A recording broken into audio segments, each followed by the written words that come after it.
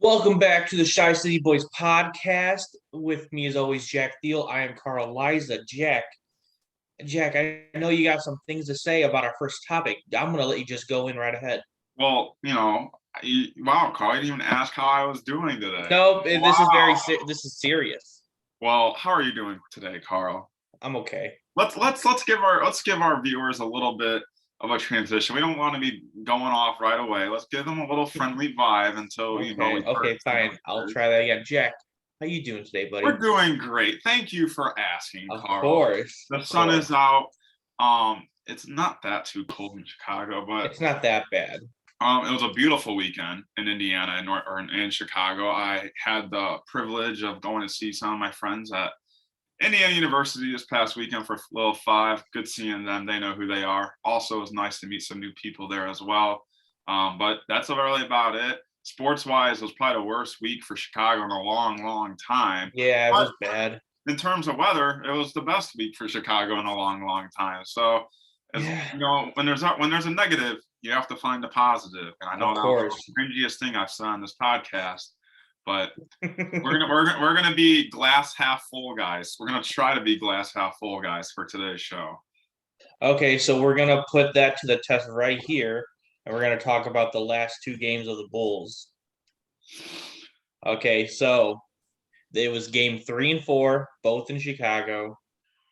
So you saw Milwaukee win by 30 in game 3, and then they win by 14. No, 24. I can't count. They lost. 20. So that's all that They matters. lost by 24 in the game 4. So, Jack, I know you had some things to say. I'm gonna let you take the realm, You know, take the ball. Go I ahead. I don't know where to start. It First thing I'm gonna say, it's pathetically embarrassing as a fan, as an organization, as a franchise. We did the podcast last week right after that game 2 win. Mm-hmm. One of the Bucks' best players get hurt. Bulls had the most momentum they've had this year, first playoff game in years, and they looked like that. You know, Yeah, not good. and they let Grayson Allen go off. I'm fine with Giannis going off. It's Giannis. Both games. Both games. And I guess the biggest problem I have is what the hell is Billy Donovan doing with these guys? I get it. I'm not saying the Bucks are not good. I'm not saying that the Bulls should kill the Bucks. But let's put this in perspective. I get it. Like winning a playoff game on the road can be draining for energy. But I'm not trying to put injuries into this at all. But you lose Chris Middleton. Bulls with a huge win in game 2. DeMar goes for 40 plus. You come That in, momentum. yeah. First home playoff game since I couldn't even freaking tell you years.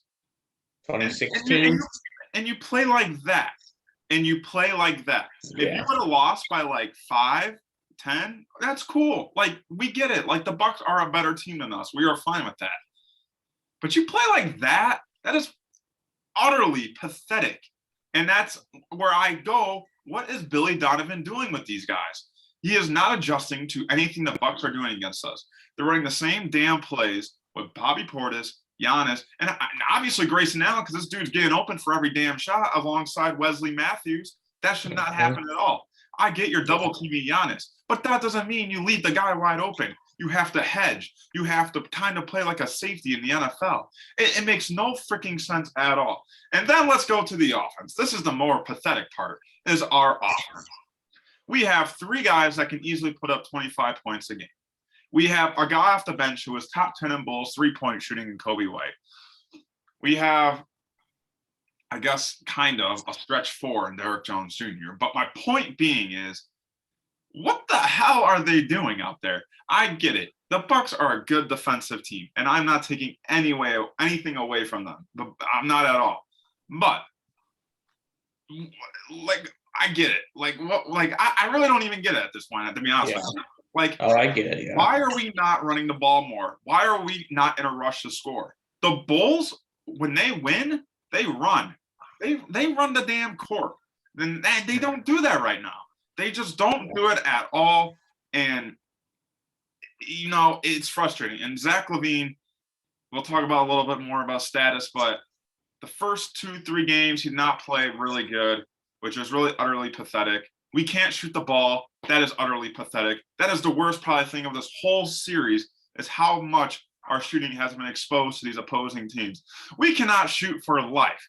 I feel like we can pull off guys off the streets and they'd be better shooters than the guys we have right now. And it's just terrible. I can't stand it. It's upsetting. And, I really just don't understand at the end of this what the hell Billy Donovan does at these practices, at these film sessions. You're there, right? Like, Yeah. it gets to a point. I saw a stat saying out of the 16 teams that made the playoffs, the Bulls are 30th in 3-point shots attempted, and then 30th in 3-pointers percentage made. Like, I get finding the best shot, but you got to chuck some threes here and there. Yeah. I mean, look at the Bucks. Grayson Allen is not a perennial 3-point shooter, but they run plays and he gets open. Yeah. So, we'll talk about it more when the series is over about off-season needs and whatever. Yeah, we'll have a whole episode dedicated to it's just the Bull season and then their off season and everything. Last thing I'll say about the Bulls, and I'll let you talk about it for a little bit, Carl, is it's pathetic as the whole team this year. And I'm not saying we're supposed to win the NBA Finals, but it's just the effort that's pathetic. Yeah, so I'm just gonna go over a couple of the last game. I'm gonna go over their points and stuff, their stats. So let's just start off with it. Caruso started, of course, he had 0 points. He only shot one time, and that was a 3, and he missed it. And also he only played 17 minutes. I don't know exactly what happened. I wasn't watching the game because I was at work. But yeah, that's not good. 17 minutes from a starting shooting guard? No. DeRozan, he shot 8 for 20. He did chuck up 5 threes, but he didn't make any. He had 23 points. It's not a bad game. LaVine finally had 24 points in a game on 42 minutes. He did do 13 assists though. 13 assists. He did. No, he did. That was a good So he had a good game, 24 and 13. Patrick Williams, dog, 20 points. He did. That was really promising to see from him. Yeah. But Vucevic, man, he only had 11 points and 10 rebounds. Got to get more from that. Like, it's ridiculous. He's just inconsistent right now. And then, like I said, our last podcast, no scoring off the bench. The most points was Ayo with 8 points in 30 minutes. And then the next one was Derek Jones with 5. Yeah. And then Javonte Green and Kobe White both had 2. Yeah. So we need AK to do something in the offseason. We need better bench players. And we need a trade. I don't care how he played in the first couple games. Vucevic needs to be gone. What's your take? I think the way I think about that is my thing is, if you were to get rid of Vooch, is there any way you'd be able to upgrade from that in that position? Ayton. But that if it's available, that's what I'm saying. I think Ayton will be available. But I think for Vooch, it's really just manning up. I think, on the offensive side, he's a top 5 center on offense. I mean, the guy can do what he wants. That's when he wants. That's if he wants to. Yeah, if he wants to. Defense, it's really, I don't even think it's just Vuk. I think it's really a team thing. The energy is just sometimes not there for these guys. Yeah. Look at a guy like, I'm trying to think of an example. I can't even think of one. Damn it. I'm trying to think of a team. Al Horford, for example, for the Boston Celtics. I guess I'll use this one because congrats to them, whatever. He's not a great player. He used to be, but he brings energy, and he's old, but he brings the energy, and he's a valuable piece to the Celtics team. Okay, here I got one now. Actually, he's hurt, but he's going to be very effective when he comes back. Robert Williams of the Celtics. He is Yeah. a 6'8" center. Those centers get bullied usually. Yeah. But the dude is nonstop moving around, trying to get open, trying to create some space. And, he's an energy guy. And look at the Grizzlies and the T-Wolves series. The T-Wolves are in this thing because of energy, because of guys like Patrick Beverly injecting this, and the Cat and Anthony Edwards and D. Lowe. That's what we need to see from the Bulls. But for Vooch, you need to see energy, and sometimes it is there, sometimes it's not. I don't know what determines what he is going to bring, but it really just comes down to, I'm not going to get rid of Vooch for a non-center. It has to be a center. Yeah. Unless we have like a unless we're on the way of signing like a veteran center, unless the deal's already in place and all we do is trade Vooch and everything's official. That's the only thing. So yeah, I get what you're saying. If there is a better option, we do have to give a first round pick.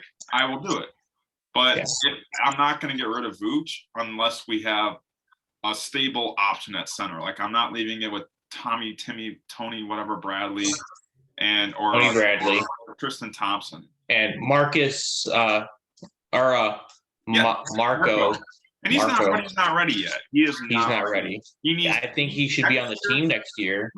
Next year he should be the backup. Yeah. I think next year you put him at the backup.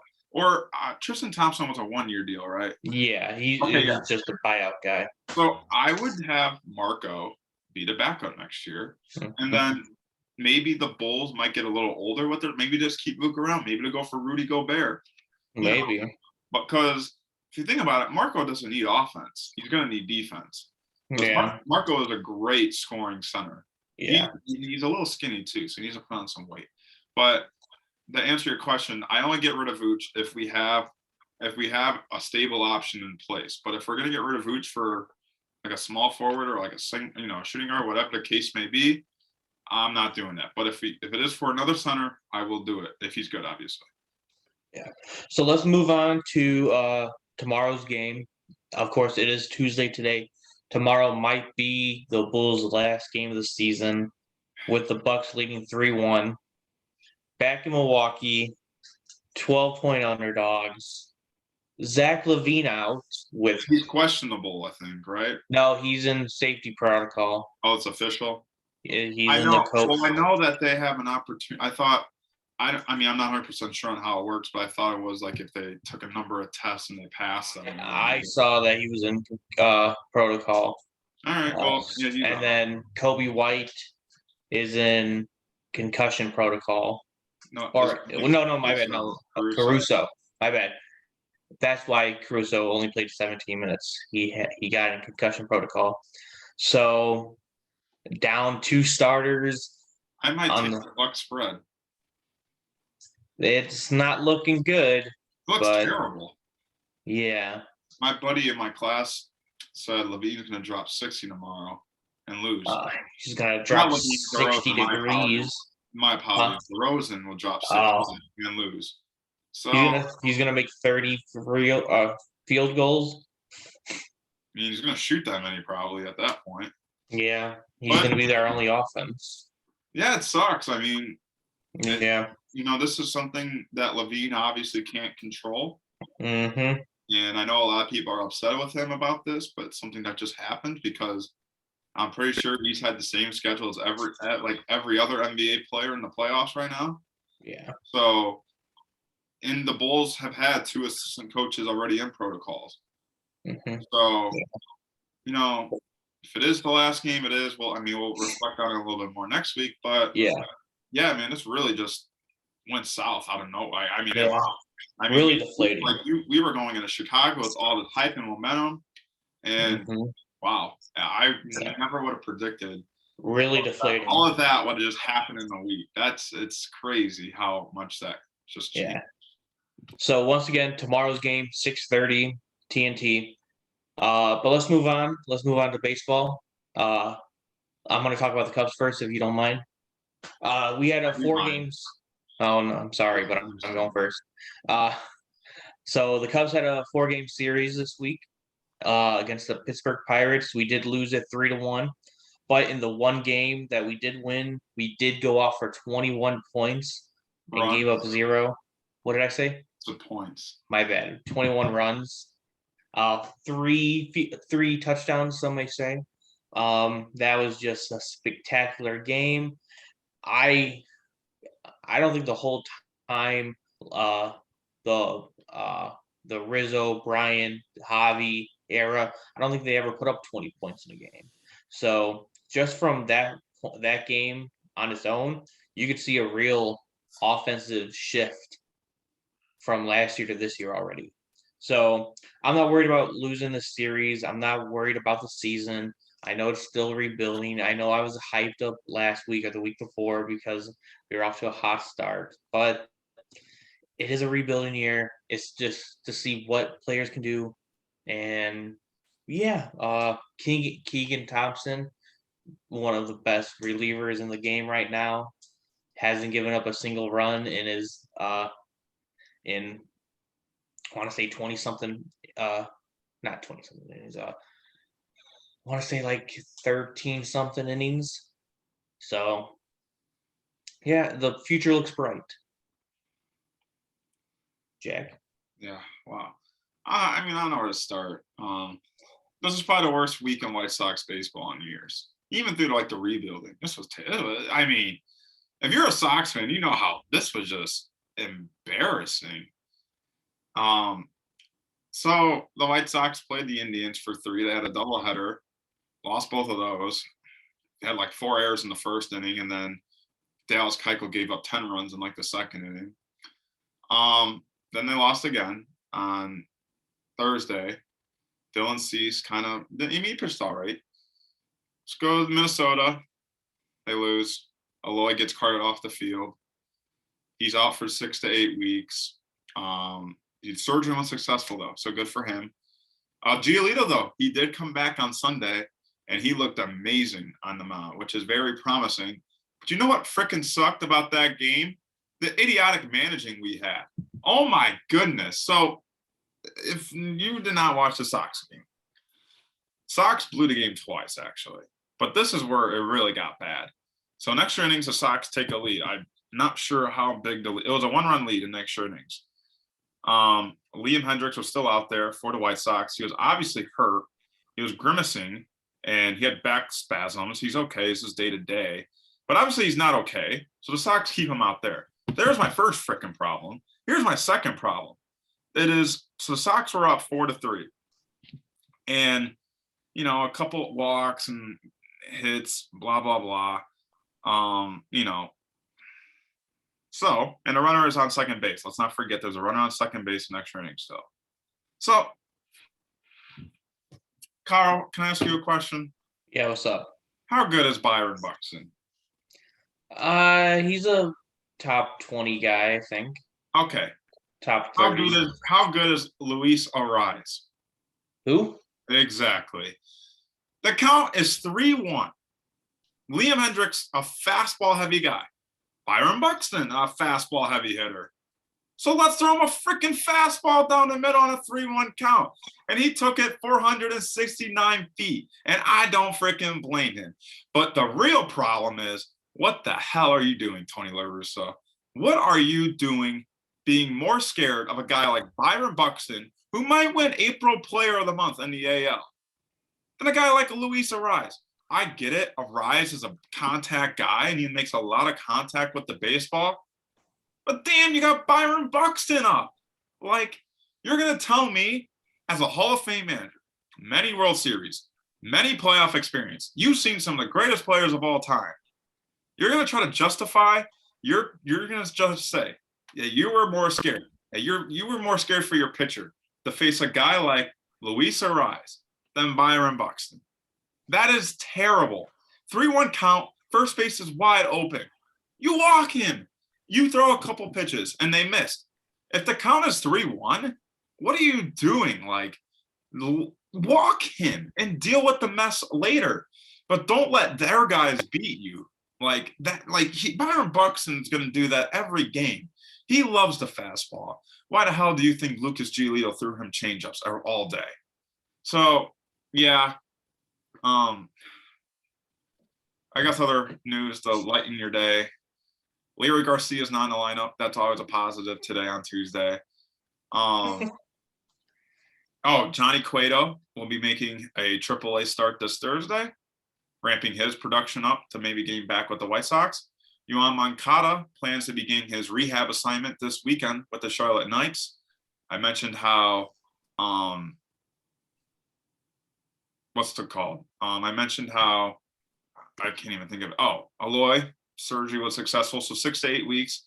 It was the same surgery as Yasmani got last year and Lance Lynn just got a couple months ago. And then another thing is AJ Pollock is back. He had a kid as well, so congratulations. And then Luis Robert can return as early as tomorrow.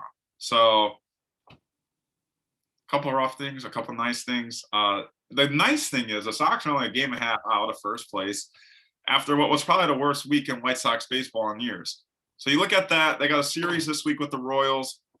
I really can't tell you what to expect just because I don't know what to expect myself. Because you have Dallas Keuchel pitching in Tuesday night's game. And then this weekend, they have to face the Angels. 4-game slate from Friday to Monday.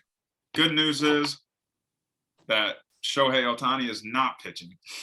So out of the 4 games we play, Shohei is not pitching, which kind of sucks because it would have been cool to see him in Chicago because I would like to go see him. But yeah, that's really it for the White Sox. It's hang in there, White Sox fans. I'll tell you this, for the people saying the White Sox are going to miss the playoffs, they don't know what the hell they're talking about. Everything will be fine. The White Sox struggled early last year. And Carl, I don't know if you remember, but didn't I tell you in like our season preview, we are the season preview podcast, and I not say the White Sox were struggling in the beginning of the year? Yeah, you did. I didn't think it'd be this bad, but but everything is fine. We're going to be good. I think that this happens to the best of us. I think just what makes it worse is it was against AL Central teams.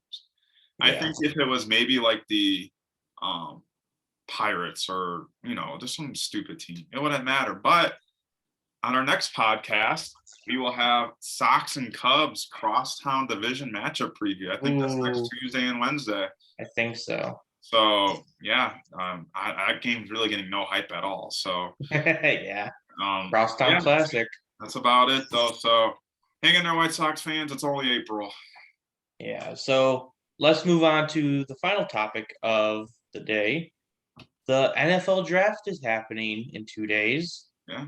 And Jack, we said last episode we were going to do a full first round mock draft. Yep.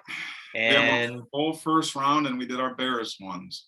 And yes, so we did a full first round mock draft, and then we also did our full Bears mock draft. We're going to start off with the full first round mock draft. Yours. We'll start with yours, Carl. We'll start with mine. I'll pull it up on the screen. Huh? I'm going to pull it up on the screen. Okay, yeah. I did make a couple mistakes. I'm going to fix them while talking about it. Okay. Can you see that all right? I can. Yeah, that's a little better.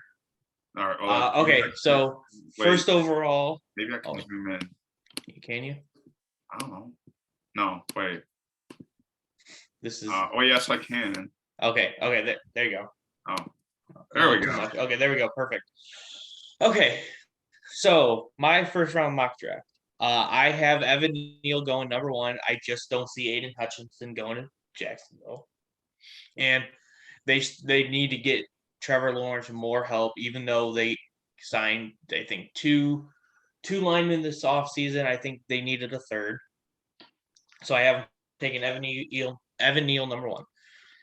Aiden Hutchinson staying in Michigan. He went to Michigan. He's going to Detroit now. Kyle Hamilton.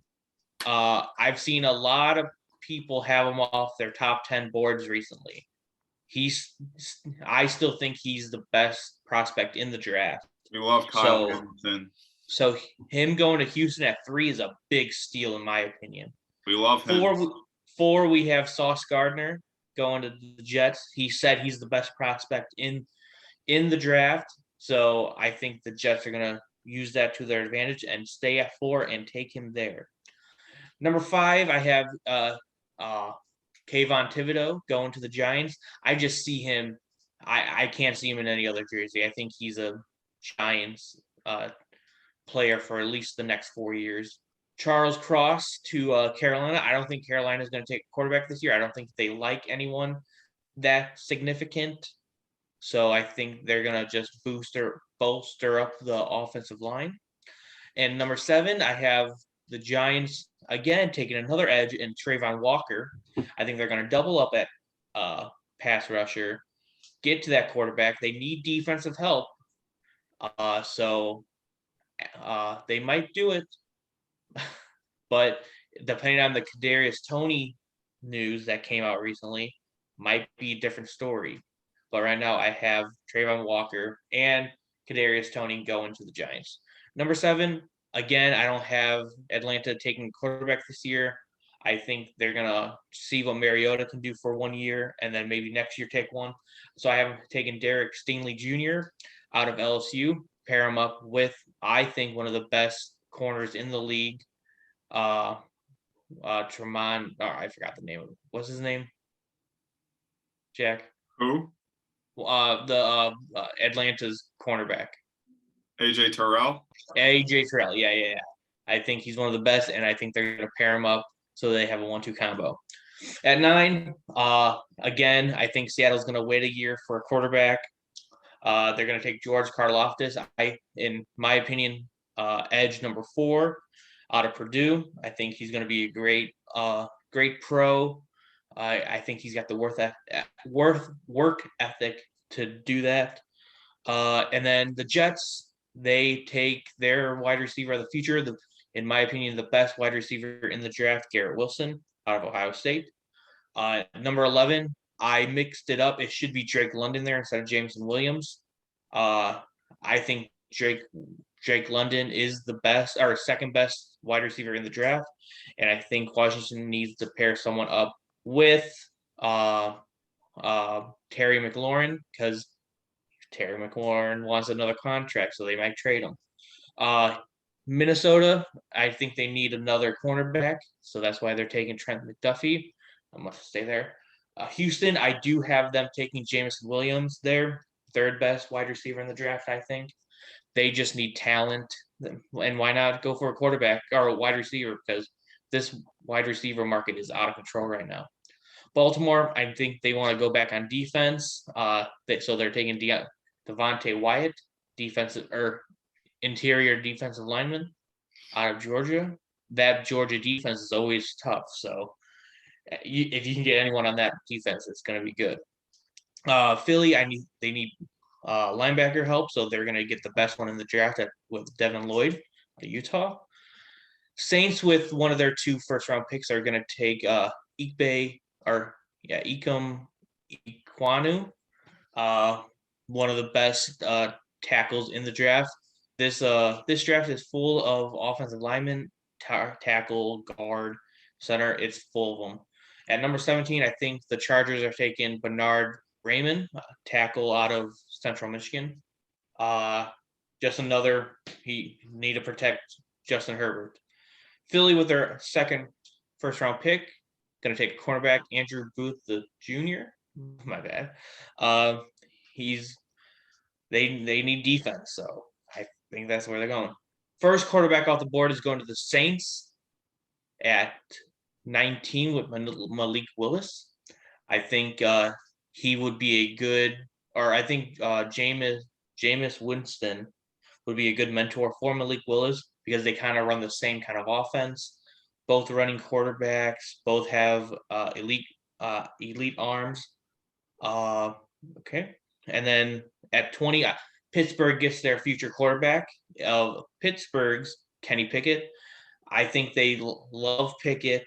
I think they wanted Pickett. They were going to move up, but they were seeing no one was taking a quarterback, so they're just going to stay where they are and have him fall to them. So I think Kenny Pickett is going to sit behind Mitch Trubisky for at least a year and see where that goes.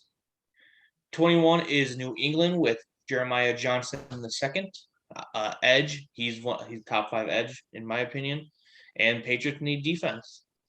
It hates me to say this, but I think Green Bay is taking Chris Olave with the 22nd pick.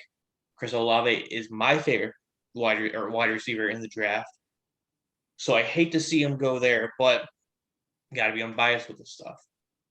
Cardinals taking Tyler Lindenbaum, gonna get Murray some more help.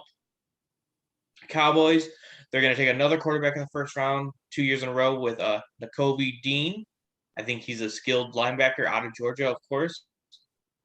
25 is Buffalo. They want another wide receiver to pair up with what's his name? You know who it is. I'm not going to tell you. Sky Moore, Western Michigan. I have a feeling he might fall later on in the draft, but Buffalo could take him here. Jacksonville, Tennessee, they're going to take a guard, I think, protect Derrick Henry and Ryan Tannehill. Tampa, they want defensive linemen, I heard, so they're taking Jordan Davis, which I think is a steal. Jordan Davis is one of the best in the draft, but I see him falling. Green Bay again, they're doubling up on wide receivers with Treylon Burke to make Aaron Rodgers happy for once. Kansas City has back-to-back picks. I think they're both going defense with Travis Jones and Kari Ema. I don't know. But they need help on both or on all 3 levels, so they're gonna go there. And then Cincinnati with the 31st pick, they need offensive linemen, even though they signed them in the free agency. So they're gonna take Trevor Penning here. And ending out the draft is Detroit taking their quarterback of the future in Desmond Ridder. Any last words, Carl? I'm awful at this, so go ahead and take it over. All righty.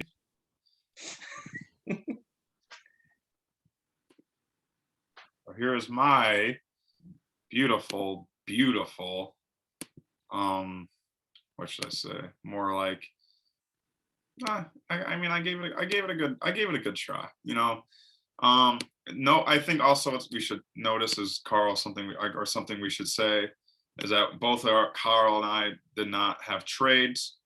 So if you're wondering kind of like why they're not trades, we decided that we did not want to incorporate just because figuring out trades is so hard. Yeah, it's difficult. You never know what's up. All right, so let's do mine. Trayvon Walker, number 1. This can go really bad or really good. There's a lot of talk about it now, the potential he brings to the table and how that Aiden Hutchinson, we've seen the best of him, and that Trayvon Walker's potential is just through the roof. So I had to go with him, number 1. Number 2, I think Hutchinson goes to Michigan. You kind of touched on it, Carl. Obviously, played at University of Michigan from the area. Number 3, Evan Neal. I think that the Texans are really going to want to try to build something around Dave Mills from Mills, and I think that Evan Neal would be a great spot. I think he's one of the best, obviously, linemen in the draft. 4, I have Ahmad Sauce Gardner, like you, Carl. I actually got to see Gardner play in person when he went to when they played against Notre Dame this year. Just terrific athlete, and definitely is one of the best in the game. Number 5, I have Ikem Ekwonu. I think that they're going to want to, if Daniel Jones is their quarterback, whoever is their quarterback in general, they're going to want to protect him. And I think Ekwonu would be a good selection for them. Number 6, I've been on this probably 2 months now, is Malik Willis to the Carolina Panthers. I think that they like Willis. I think that Willis is a perfect fit for the team. And I think Willis is a quarterback that can definitely be considered a franchise quarterback. Number 7, my homeboy, my favorite player in the draft, Kyle Hamilton. I have him going to the New York Giants. I think the Giants are going to want to build some of their defense as well. In my opinion, Kyle Hamilton should be the number 1 pick. It's the most athletic, most best in terms of just complete football player, he's the best in draft. Number 8, like you, Carl, I have Derek Singletary Jr. I thought that, like with AJ Terrell, he'd be a great combo. And I think, like you mentioned as well, Marcus Mariota would be a great fit. At number 9, I have Charles Cross out of Mississippi State tackle. I think that the Seahawks are going to want to see what their offense can look like with Drew Lock, Tyler Lockett, DK Metcalf, and Rashad Penny, or whoever the running back is there for that time. So I think that they're going to want to get some protection for Drew Lock, and I can see Charles Cross being that. And number 10, I have my first receiver, Drake London. Yeah, I give Zach Wilson someone to throw it to. I know Braxton Berrios had a nice year. I know there's a couple other guys, but Drake London, in my opinion, is the best receiver in this class, and he can go get the ball for Zach Wilson. Number 11, I have Jamison Williams. I believe you had this one as well, Carl, but I think that McLaurin is going to need some help on the sides, and that Carson Wentz is going to need more than one receiver to throw the ball to. At number 12, I have Kavon out of Oregon. I think, this was kind of like an up and down one. I felt like the Vikings had many places to go with this one, but I think that Kavon, he's a guy who was pretty much going to be the first pick in the draft, and then he got hurt. Other guys kind of stepped up, and I think that at 12, it'd really be hard to pass him up no matter what your needs are. At 13, I have Jordan Davis. One thing about the Texans is that their defense, everything is pitiful, but their defense is really bad, especially in the run game. So a guy like Jordan Davis in there, big dude, falls to 13. I think you like that. At 14, I have Trent McDuffie. I think Trent McDuffie had a nice season at Washington, and I don't really see the Ravens building around their offense more than their defense. I think their defense could use a little more help. I understand you have Humphrey and Marcus Peters, but I think Trent McDuffie could be a good guy to put in there as well. At 15, I have Chris Olave to the Eagles. The Eagles do need receivers really bad. Jalen Reagor is 10 feet out of the organization already, and they really need someone for Jalen Hurts to throw the ball to, and I can see Olave going there. At 16, I have Garrett Wilson going to the Saints. The Saints, they're going to get Michael Thomas back finally, and Garrett Wilson is a long, lengthy receiver that doesn't play in the slot. So I think they want that combo of where you have Thomas in the slant, but you have Wilson on the outside, and that's why I have Wilson going number 16. At 17, I have Bernard Rahm. I think the Chargers are going to want to protect Herbert the best they can. They really built their defense this offseason in terms of trading and free agency. So I can see them going offensive line here. At 18, I got Devin Lloyd. The Eagles defense, it had its moments, but a lot of injuries. Devin Lloyd's a very athletic and fast linebacker, and I can see Eagles going for him. 19, I got Devontae Wyatt, really skilled player out of Georgia. I think that the Saints really like their offense, especially after they draft Garrett Wilson, where they're going to kind of shift their focus to defense. At 20, I got Kenny Pickett as well. One thing that we know about the Steelers organization, they love guys from the area, and Kenny Pickett obviously played for Pitt. And who knows how long this Mitch Trubisky experiment's going to last, so they want to have protection there. At 21, I got George Karlaftis out of Purdue. I think for the Patriots, they're always going to be a defensive-minded team as long as Bill Belichick's there. And they also recently got Devontae Parker. So I think getting him kind of loosens their ability to not just go offense, they can go defense here. And a guy like George, I think at 21, that's a steal. At 22, the Packers desperately need wide receivers. I am getting Treylon Burks out of Arkansas. This is another guy who's being a lot of hype in the past weeks. A very lengthy, skilled receiver out of Arkansas, and I think that Aaron Rodgers is really going to need some receivers. 23, I got Tyler Linderbaum. Kyler Murray really needs protection. It's really bad. That's if he even plays this year for them.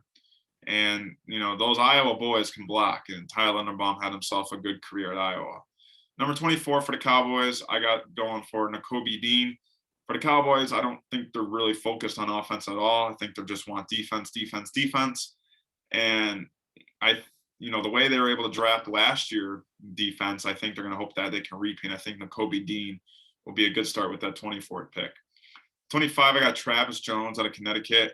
I think for the Bills, they want to build that defense as well. It's an offense that can easily put up 40 points a game if they wanted to, but the defense that really struggled and really gave up key drives that ultimately lost them the game. At number 26, I got Sky Moore. I think for the Titans, now Julio's gone. Who knows what's going to happen to A.J. Brown. Sky Moore is a very skilled receiver, and I think that even with whatever's going to happen to A.J. Brown, you go with the receiver here. And obviously on my list, in my opinion, Sky Moore was the best available. At number 27, I got Zion Johnson going to the Buccaneers. As long as Tom's Brady there, the Buccaneers are going to go offensive line. It doesn't matter who's there. All they're going to do is go O-line. At 28, I got Trevor Penning. I figure that the Packers have had a lot of injuries to their line, and you need a guy that can maybe step in or be a 5 guy, and I think that's where Penning can come in, especially now that the offense is going to have a lot more pressure due to the fact that obviously no Devontae Adams. At 29, Jahan Dotson. Chiefs, another team that really needs receivers after losing Tyreek Hill and Sammy Watkins.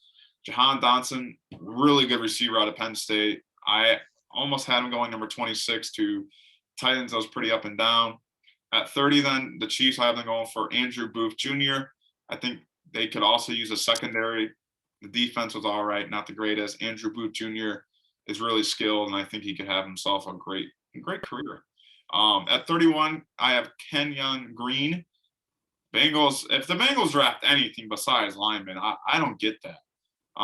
Kenyon Green is a good, big, strong guard. And like I said, you need to protect Joe Burrow with all you can. And at 32, I have Matt Corral out of Mississippi, Ole Miss. I think that the Lions, with that second pick, they want to go someone that they can trust. But with the end of the first round pick, they might want to go quarterback here.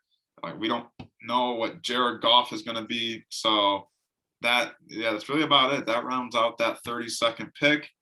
Like I said, we're not experts on this, obviously, but I think at the end of the day, that a lot of these picks can be true, and a lot of these picks might not be true. So that is my NFL first round mock. And with that being said, Carl and I are going to show you our Bears ones now. Carl will go first. I just have to say, we had a lot more picks, the same picks as more than I thought. Yeah. So this is Carl's Bears mock draft. Okay. So I know I had Sky Moore going to what team? Yeah, I think it's important to recognize that the way that we did the mock draft is not good. Is the computer selected for all the other teams. Yeah. So these players were only available when we were selecting for the Bears. So, because like you said, Carl, about how Sky Moore, you had him going early. Yeah, I had him going to Buffalo. But the computer had him going or still available for you, and obviously you would take Sky Moore if he's there. Yeah. So first off, at pick 39, I have him taking Sky Moore. Desperately need wide receivers, especially since Brian Pringle did get arrested for doing donuts in a parking lot with his child in the car. Oof. Don't know the future about him, but I also see him taking another quarterback at 48 in David Bell. If Sky Moore wasn't at 39, I think David Bell would be the pick at 39, but I have them both taking I see the Bears taking both Sky Moore and David Bell at those round 2 picks. Round 3, they're taking Dylan Parham out of Memphis. We need offensive line. I know we should have. I know some people say, "Oh, we should have taken one at 39 or 48." No, we need wide receivers there. Get a good guard in the third. I said it earlier. This draft is full of offensive linemen. We don't have a 4th round pick, so in round 5, I haven't taken Josh Jobs out of Alabama. Any Alabama player on the defense is going to be worth taking at some point in the draft. Doesn't matter who it is. Doesn't matter how much they played. They went to Alabama. They're probably going to be pro ready. That's all I got to say. At 150, we have linebacker Damon Clark out of LSU. We need to put someone there with Roquan. Enough said. And at the 6th round, 186, I haven't taken another guard in Joshua Exudu. So, like I said, for the other pick, we need offensive line. guards can play either guard or tackle, or they can move all along the offensive line. So that's my opinion. All right, and then with that, I'll go to mine. So, Carl, you had, according to PFF, you had an A-. Yes. I don't know why David Bell is an F, though. It's ridiculous. So here is mine. They didn't really like it, but I like it. So for my first pick, George Pickens was available. Mine it wasn't. Mine he wasn't. So yeah, so that's what we're kind of talking about. So I had George Pickens. If he's available, I don't know how you can't get him. He's really good out of Georgia. He did tear his ACL, but I think it's worth taking. And in the second round, I have Roger McCreary. I think that McCreary, my apologies, I think you're going to have to put someone next to Jalen Johnson this year that's worthy of actually being next to Jalen Johnson. I don't think you can put Kendall Vildor out there, whoever, Thomas Graham or whatever. I think Roger McCreary would be a great pick at 48. They gave me a B. I don't know why, but yeah, I think that he'd be a good fit for the Bears. Round 3, I've been on this guy for months too. Daniel Falali. I have been on this dude for months, and I want this guy bad. So for what you might ask yourself, why do I want this guy bad? He is like 6'9" and 380 pounds. He is an ex-rugby player. He's physical. He's strong, and he made a good career in Minnesota. So screw your PFF. I want Daniel Falali in the 3rd round. I think he'd be a great fit for the Bears. And then round 5, I have Thomas Booker from Stanford. I think the Bears do need to go defense here and there in the draft. We kind of talked about it off the record about Robert Quinn, Carl, but yeah. But in general, I think the Bears do need to get some pieces on defense. There are 2 sides of football. It's important to tackle both. Yep. In the 5th round, I have Vernon McKinley III, very skilled safety out of Oregon. I think that Eddie Jackson's time at the Bears is coming to a close, so it's good to have a backup plan and someone maybe he can learn under. I think McKinley could be a decent fit. And in round 6, I have the tackle Zachary Thomas. I know Falele is a tackle, but I don't care who it is.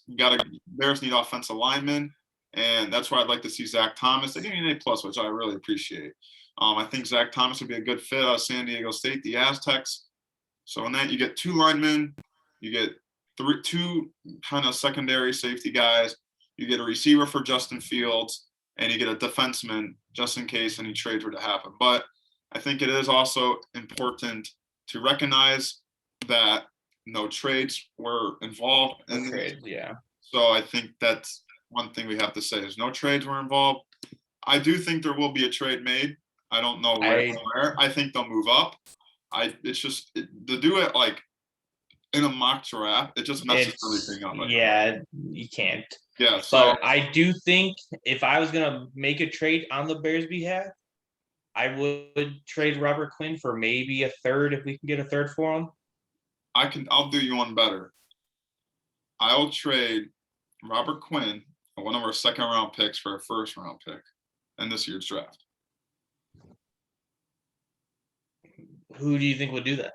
Maybe someone with 2 1st round picks? Maybe you go? I think the Chiefs may be interested. Would you go 29 or 30? Yeah. I think the Packers could be. I don't see the Packers making a trade. I think maybe the Saints. I think that if no one in the 1st round, go to 2nd round, the Jets have 2 early 2nd round picks. Hey, hold on. Maybe Philadelphia, they do need a linebacker, and Robert Quinn is kind of a linebacker, but he's also a pass rusher.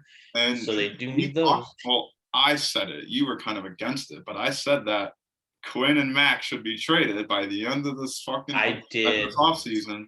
But I'm not. This is not me trying to say I'm right and you're wrong. Oh, I know. Don't worry. I'm just saying. I think you look at this and what did I say? Robert Quinn, in my opinion, right now is like a home cooked meal, and if he continues to play this year, he's going to be leftover. He's going to be microwavable. Yeah, and I know what you mean. Yeah, that's my thing. So he look like a home cooked meal, and you know what else looks like a home cooked meal? A 1st round pick. Yeah, possibly a generational receiver for Justin Fields, not just Darnell Mooney, and you keep one of your 2nd rounders. You know, I like it. I like it. and you save money, and we love money. We love money. But it was interesting to sit here. I know we're about to end, but one thing about the Bears, I don't know if you heard Ryan Poles' interview today. I heard snippets. He said that it's really not a rebuild; it's just constructing a new team. Yeah. Which was interesting. I never really heard it like that before. Yeah, I like it though. I like Poles' insight look on things right now. Well, until he proves me wrong. When he got hired, he said, "I'm going to build from free agency in the draft. This is his first draft. This is our first draft with Ryan Poles, and this is our first draft without Ryan Pace since 2017. Yeah, since Trubisky, right? No, I think wasn't it Kevin? 16? Maybe, I don't know. But point is that it's a brand new era, and it's going to be interesting to see how this draft goes. Maybe, and I know the Bears don't have a first round pick, but I definitely would stay tuned and be on the lookout for an end of the first round pick for the Bears. Don't be surprised if you end up seeing navy blue and orange in the background of the analyst talking, because that's how it happened last year. The one thing that sucks is that if the Bears were to trade up, it's probably going to be a late first round pick. Yeah. So no one watches the draft that late. Yeah. But I mean, Bears fans will if they hear about it. But yeah, I mean, the last how many years out of so many years, the Bears have traded up. I know that's different GM, but still, I mean. Yeah. And don't get me wrong. Ryan Pace was a good drafter. He was really good at. He had his ups and downs. He was a terrible first round drafter, but he was a really good hidden gem drafter. Okay, I'll give you that. I'll give you that. I'll give you that one. Yeah. Roquan Smith, obviously, don't get me wrong. Mm-hmm. Like that, he's going to be amazing. But he also had the Kevin White. I believe he was there for Kevin White. I could be wrong. He also had Leonard Floyd, Trubisky, and then I think that was it, because then they traded for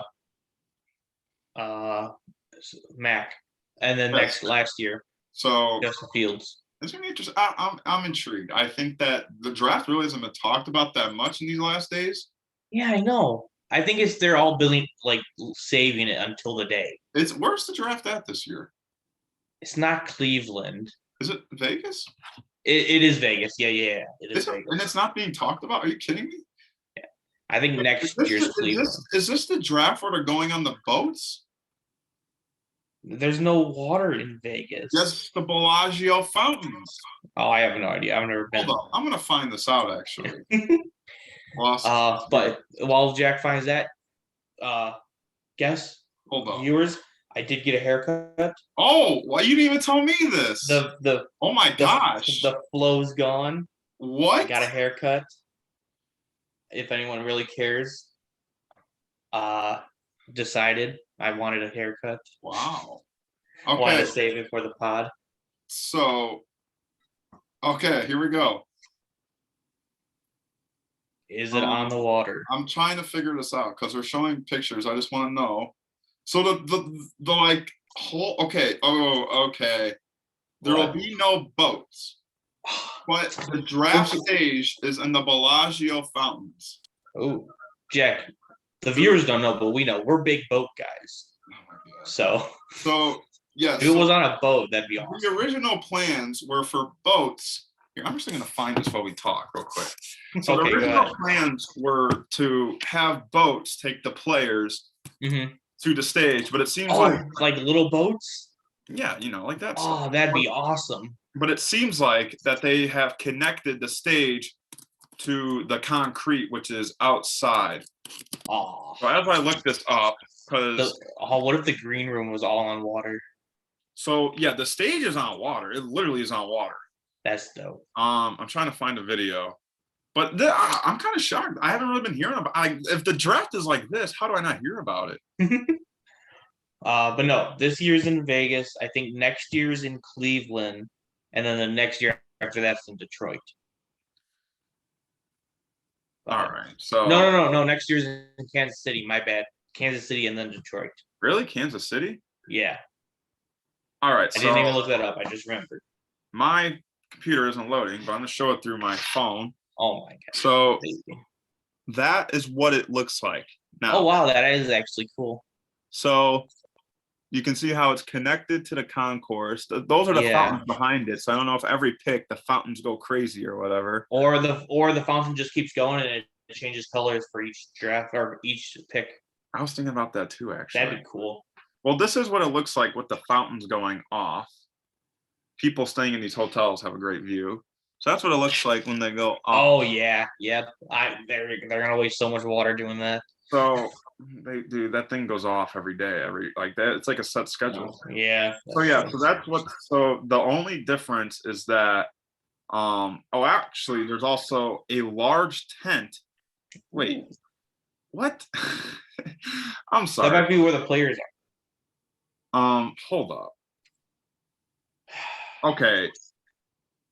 Oh, we just fooled everybody. What? So, that's not the actual stage. Wait, what? I think it is not, because if I'm not, it's the red carpet. Oh my God. It is. Are you kidding me? So, yep, that's the red carpet stage. And so they will walk the red carpet at the Bellagio fountains. Then they'll be quickly transported to the main stage, which is about a mile away behind the Link Hotel Plus Experience. What the fuck? So no boats. So yeah, that's a red mountain. That's going to be a red carpet. It'll get plenty of airtime, but that's not where the draft picks will take place. They're going to have an NFL draft theater. I guess we got to hope for boats in Kansas City next year. So this is what it's supposed to look like. Oh, okay. This is kind of like what it looks like now. That's kind of like what it looked like in Chicago. So I'm shocked. Okay, so the Bellagio fountains is the red carpet basically, and then where they announce so and so gets picked is at a different location. Mm-hmm. Yeah. Well, you're in Vegas, might as well take advantage of it. Yeah, that's true. But okay, so that's the end of the episode. Next week we will go over the full first round draft, or first round of the draft, and also all the Bears picks. I think I have an idea that we should compare the picks to what they actually are. Mm-hmm. So Jack, keep those mock drafts. We'll go over both of them next week. Okay. And we'll continue talking about. We'll probably be talking about the Bulls off season, what to come, and then we'll talk about the Cubs and the Sox, of course. And then we can also talk about the Blackhawks because their season is about to end too. Yeah. So that's it for us, Shy City Boys. For Jack Thiel, I'm Carl Liza. Have a good one.